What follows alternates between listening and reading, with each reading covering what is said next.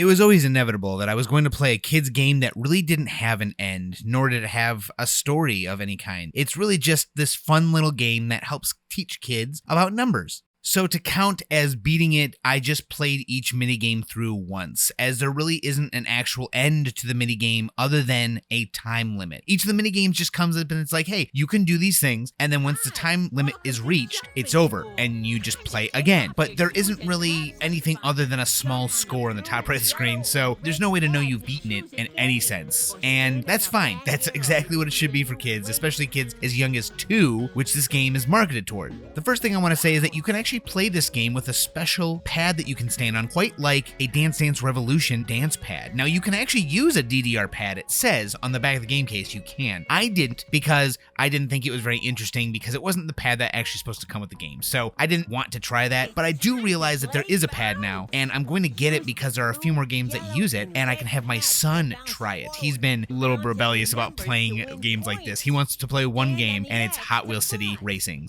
But eventually I will get the pad, and it's cool for kids to be able to play this game with a pad. That's neat. Otherwise, the controls are very simple. You have the direction controls on the face buttons or the D-pad. You use, that's it. That's pretty much it, except for select, which I believe select is the back button. And that's it. Each of those buttons pertains to a different action in the mini games, which is usually just one thing: jumping, moving of some sort, or selecting. And it's just as simple as that. They'll call out numbers for you to watch out for, or you just gotta go after numbers. That's pretty much it. But one of the best parts about this game, listen to this. This bunny is kind of like the main character, seems like, at least, because he starts the game when you start the game for the first time, you play as him, and you actually have to learn to go back to see the other animals. This bunny, which already looks fucking soulless, he says most of the numbers in the game. They had this guy record all of the numbers they could think of, which obviously it's 9 numbers, but the way he says the number 9, it has to be heard to believe. So here is the bunny saying the number 9. Isn't that fucking hilarious? Like, why did they just...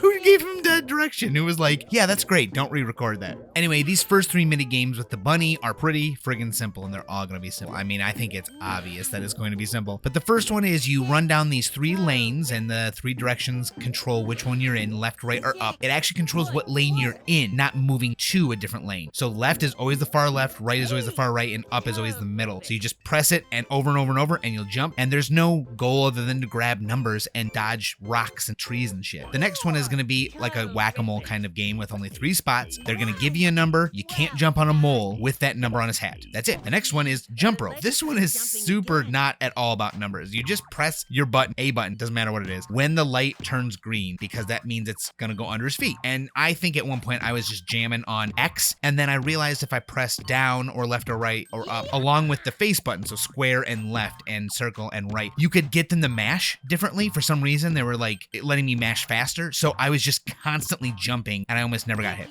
The next set of mini games I pick are the meadow mini games. The first one is with a dog, and he puts some toys on the ground. You pick the correct number of toys from the top. I pretty much turned this into a speedrun thing because it was kind of fun. The next one is very simple. It really doesn't have to do with numbers again, but you have to have the cat do hopscotch almost by pressing a certain button. Now you can actually see the button in the background of these little steps, so you don't even need to really pay attention. It doesn't matter what number you jump on. You just get the numbers as points. You just press those buttons together or separate, and then they jump forward. That's it. And the last one is run by the fucking creepiest bear ever. I know it was unintentionally creepy, but look at his poor soulless eyes and tell me he's not looking deep within your soul, and he's judging you. He's judging you. He's the bear of judgment. This last one, though, is also not about numbers. It sends this tiny little lever up, and when it reaches about the top of the bin, you push the button associated with the bin, and it opens and catches it. That is it. There's no numbers involved yet again. And you can actually, like I said before, mash the face button and the D-pad button to open and close the trash can lid so fast that it's almost continuously open, so you don't ever miss. I don't know what's going on with that. The next set of mini games is in the meadow, where I play as the dog first, and the bunny, who still fucking says the number 9. Water 9.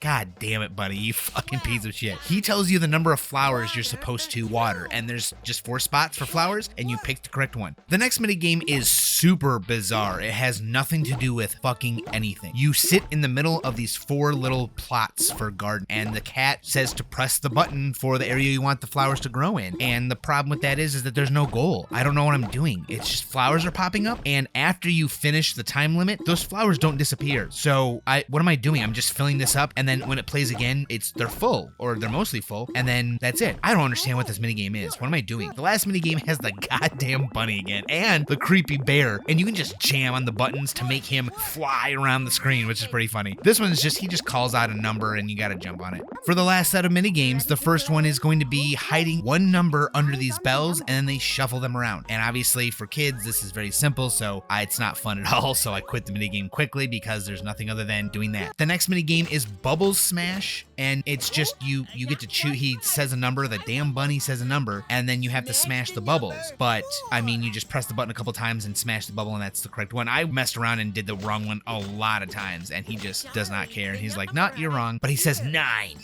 And the very last one that I played is the balloon adding of numbers, and it gives you a little equation that you have to look at. 1 + 2 =, and then you have to find the 3 balloon as you're floating down. Well, after a minute, I realized you could just pick up any balloon you want and just pick up all of them. Just pick up all the balloons and you'll get the right one. You don't get any penalty. Of course not, because you're a kid. But you can also hold the up button to shoot up in case you missed a balloon that you won. But I just press as many times as I can and fly far, far into space.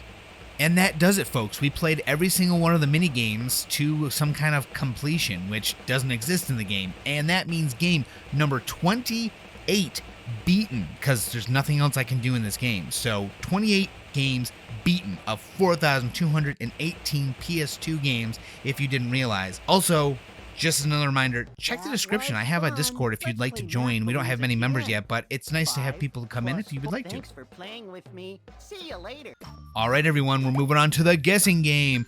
Okay, here is the picture from Stable Diffusion of the next game I'm going to play. This one was a game I did not know existed until I walked into my game store, my local game store, and they just had it sitting there for like 20 some odd dollars. I think it was just 22. And that's a pretty good price, I thought. Oh, I've never seen this game. But then I find out that it's got a little bit more of a cult following. So there's your hint. I'm excited to play it because it's really fucking weird, at least in my opinion. Maybe I'm weird and I don't understand the game, which is fine because I don't think I do. But thank you all for watching this video. I got this one out much quicker because, well, obviously, this game took about 32 minutes to record the entirety of. There's almost nothing to do in this game. So that was just going to happen. There's no other way to get around it. It was going to be a short game, and that's kind of the nice thing about some of these games is I can pick short games in between the long ones, which Resident Evil took a long time because of the disc swapping problem. So I thought, you know what? Actually, to be honest with you, I'm already done with the next game, people. I'm trying to like space them out a little bit, but I'm on to another game entirely at this point. It's great because then this helps me. I can space them out and still have like, I don't want a time where Resident Evil 4 took so long, right? In the future, I want to have a couple things going on and be a little ahead so that I can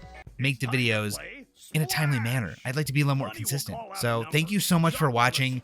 I don't usually ask for anything like this, but if you haven't subscribed or haven't liked the video, then, you know, if you do, that's great. But I don't usually think about it or even talk about it on any of my videos. So thank you so much, everyone, for watching the videos. I'm so excited to keep doing these games. Every time I play these games, they're so exciting because I like to see all this stuff. This one had soulless animals, and the bunny fucking said the number 9 like an asshat. I swear to God, that is exactly how an asshat says 9.